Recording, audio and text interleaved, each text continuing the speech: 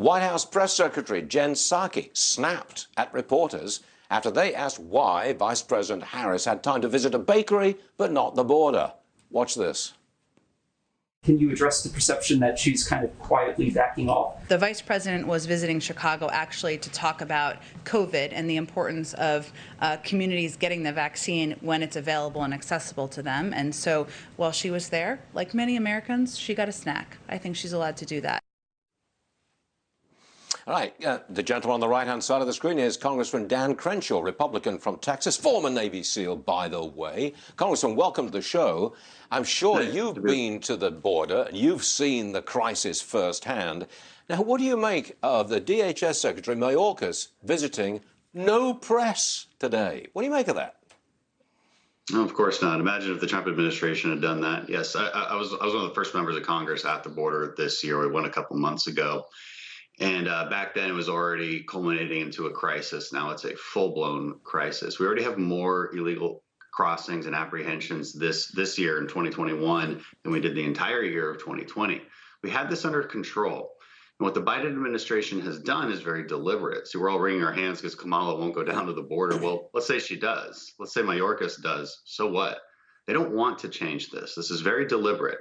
They took very willful steps to reverse Trump administration policies, the Remain in Mexico policy, the asylum cooperation agreement, stop building the wall, and maybe more importantly than all of that, send a signal to people that they're welcome here and that when we catch you, we're going to release you. Well over 60% of family units that are caught illegally crossing the border are just released into the interior. Very low chance that we're ever going to see them again.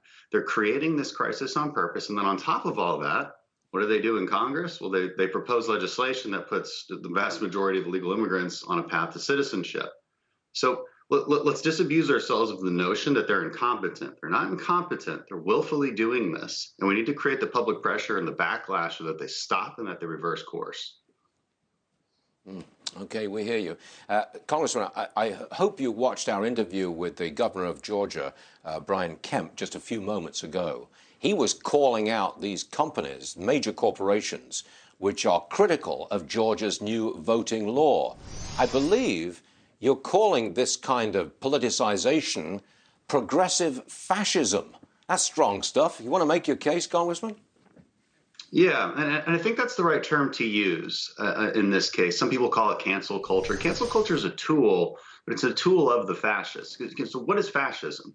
Look, fascism is the regimentation of the economy, of society. It's the suppression of the opposition, and it often elevates race above the individual as well. So what does that sound like to you? It sounds like these woke progressives in every respect. You know, you see Antifa roaming the streets calling themselves anti-fascist while they act as fascists. What's happening now is the progressives have been able to conscript the institutions in their camp and make them do their bidding for them, whether it's social media companies or now corporations. They get them to spread the lies and the propaganda for them. And anybody who disagrees with them is labeled a racist. So this is what I mean by the forced suppression of the opposition. This is why we should be calling this progressive fascism, because they're making sure that no other ideas are within the norms of debate anymore. They want to bypass debate. That's what cancel culture is designed to do. Deplatform, destroy somebody, and bypass the norms of debate to make you think that what you believe, the normal common sense things that you believe, like, hey, if you should have an ID to vote so we know who you are, we know you already voted. That's crazy, right? Bypass that normal debate, call you a racist, call it Jim Crow 2.0. So the corporations have become a part of this, and we should be labeling it for what it is. Progressive fascism. Well said, Congressman. Thank you very much for being with us today, sir. We really appreciate it. Come again soon. Thanks. Sure. Good to be with you.